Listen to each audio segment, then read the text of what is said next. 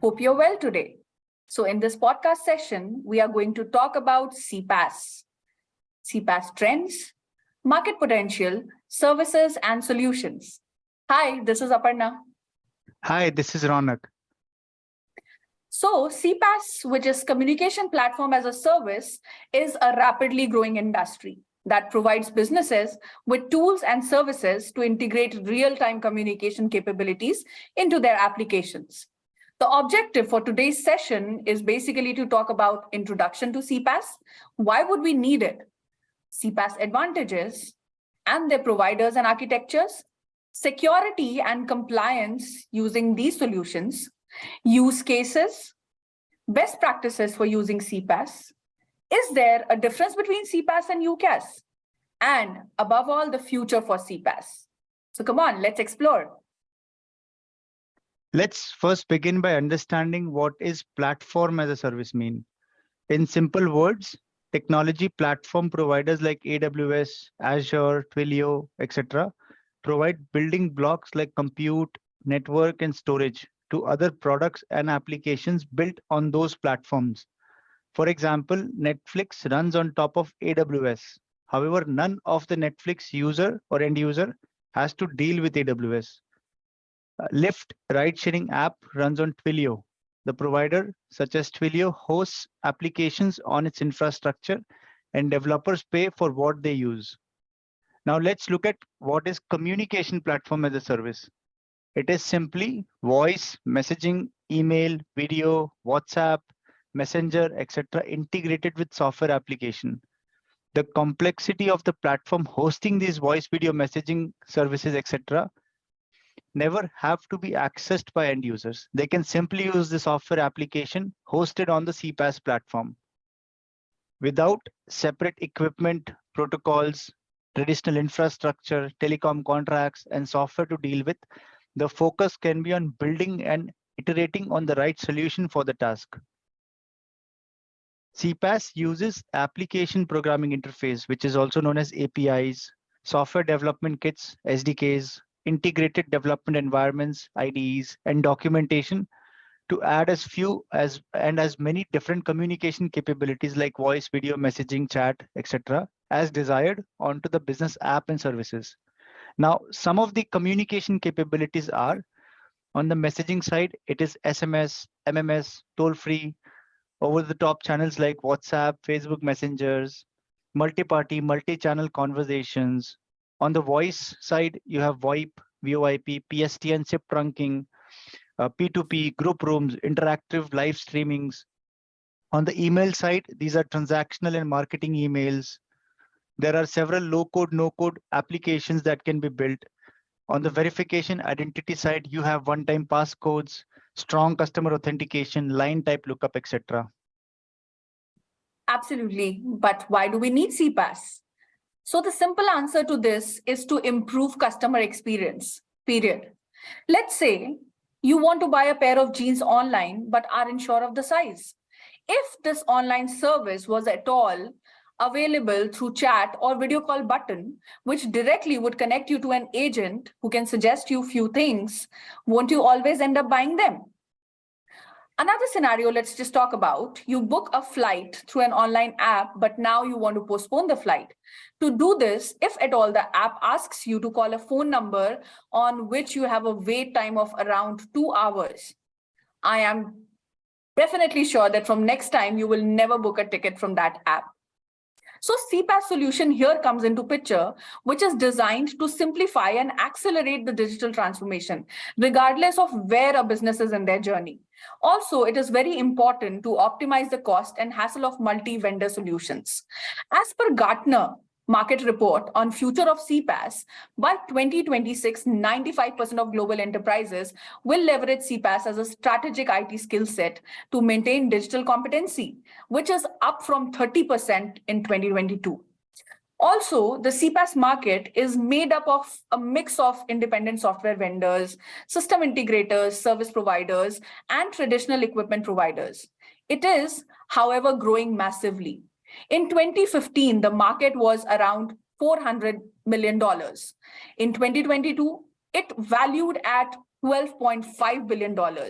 And in the next 5 years, it is estimated to reach $45 billion. Now, organizations also basically use CPaaS to enhance their interactions with customers, employees, and the general public, and achieve outcomes such as increased customer satisfaction, faster response time, higher revenue, improved productivity, and more streamlined backend process. Definitely. Like Aparna, you mentioned, the advantages of using CPaaS is to improve customer experience, period. Yes. Now, CPaaS platforms, they use the latest security features, strong encryption, RBAC control, etc. They also offer distributed self-healing infrastructure. Each service line or service like voice, video, messaging is backed by guaranteed SLAs, and you only pay for what you use.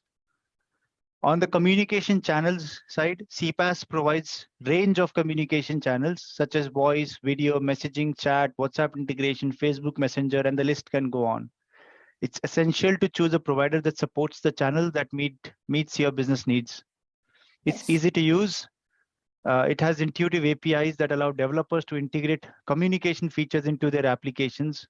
The solutions are scalable across the globe, across the demand of the business. The security and compliance, like I mentioned, CPaaS providers follow industry standard security protocols for encryption and firewalls. They are also GDPR, CCPA, and HIPAA compliant. Pricing and support. The advantage with CPaaS is they offer transparent pricing and you pay for what you use. Yes, and there are several CPaaS providers in the market, each offering unique features and services. So some of the CPaaS providers that we can talk about today is Twilio. Twilio is one of the most popular CPaaS provider, which offers messaging, voice, and video capability through APIs. They also provide a variety of other communication tools, including chatbots, emails, and fax.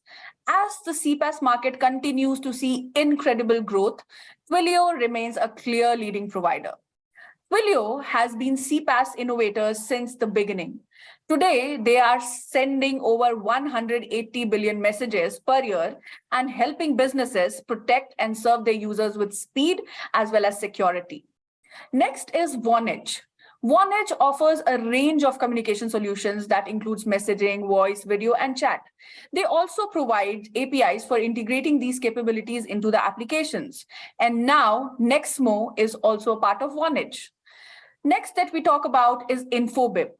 Infobip also provides messaging, voice, and video capabilities through APIs, but they also provide chatbot development tools. They offer a number of other communication tools such as email and push notifications. Next is Cisco. WebEx Connect is basically an enterprise CPaaS platform that provides a single point of orchestration for automating communication journeys end to end. WebEx Connect is also a SMS aggregator. The WebEx Connect platform abstracts away the complexity of building and managing CPaaS applications. Another one in line is Bandwidth. Bandwidth's CPaaS solution delivers enterprise-grade solutions with higher quality voice and better insights on message deliverability. You can also get access to an industry-leading dashboard for number management tasks like buying and porting numbers from one provider to another. We have many other players in line such as Cinch, Plivo, MessageBird.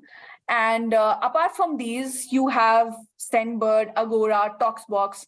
Each provider has its own strength and weaknesses. So it is very important to evaluate each one based on your specific communication needs. Also, as per Omdia and Frost Radar research, as I already mentioned, Twilio is the leader in this place. Definitely. But Aparna, what do we use CPaaS for? It's important to understand the use cases on where it can be used.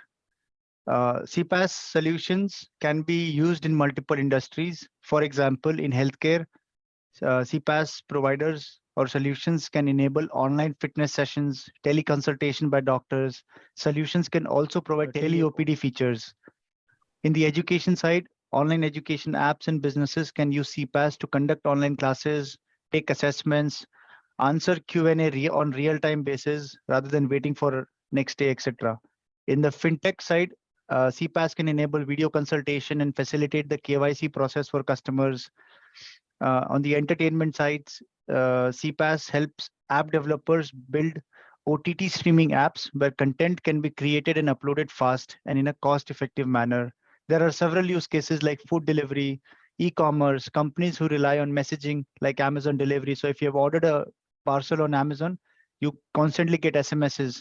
That's because they have a CPaaS integration on the back end, sending you those messages, telling you about the shipment status, delivery status, etc. So there are a number of use cases where CPaaS is deployed today. Now, after hearing those use cases, it is important to understand how is CPaaS secure and is CPaaS is compliant with global standards. Like any technology solution, security and compliance are critical aspects for CPaaS. Here are some important factors to consider when evaluating security and compliance of CPaaS solutions. First, the data should be encrypted during transmission and at rest. The access control for CPaaS application, they should offer robust access control measures such as multi-factor authentication, role-based access controls, etc. CPaaS providers are usually compliant with global certifications like SOC 2, HIPAA, GDPR, depending on the needs of a different country.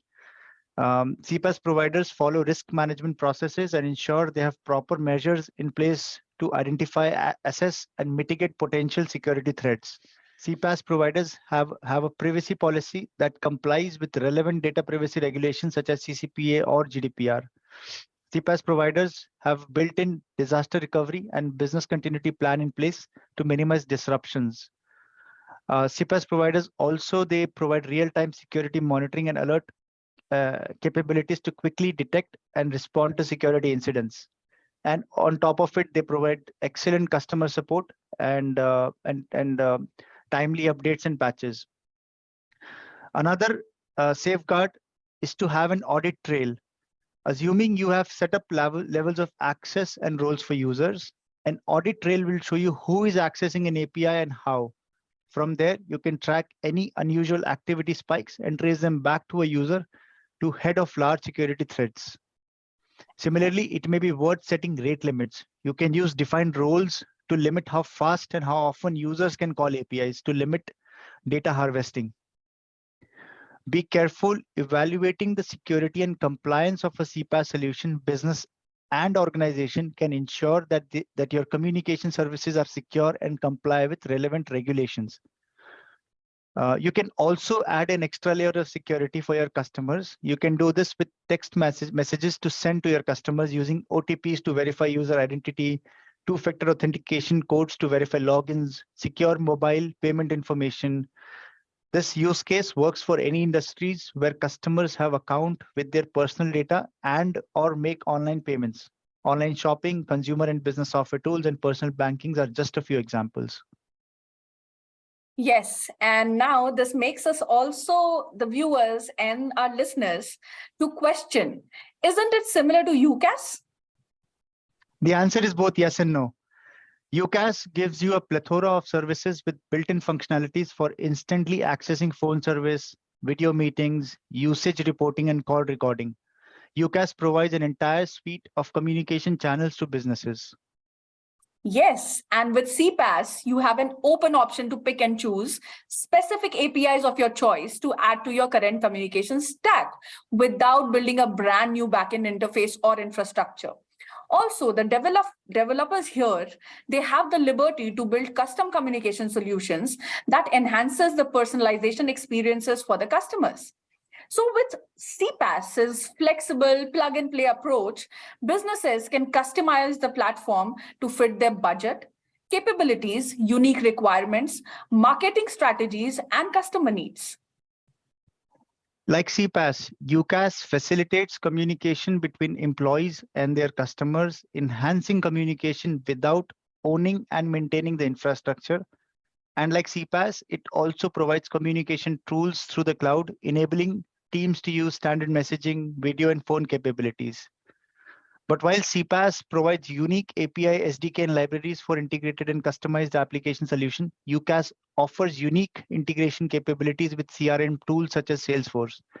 There used to be a difference between UCaaS and CPaaS due to their customization and API support functions, but the lines are beginning to blur as many UCaaS providers have started providing APIs for customization.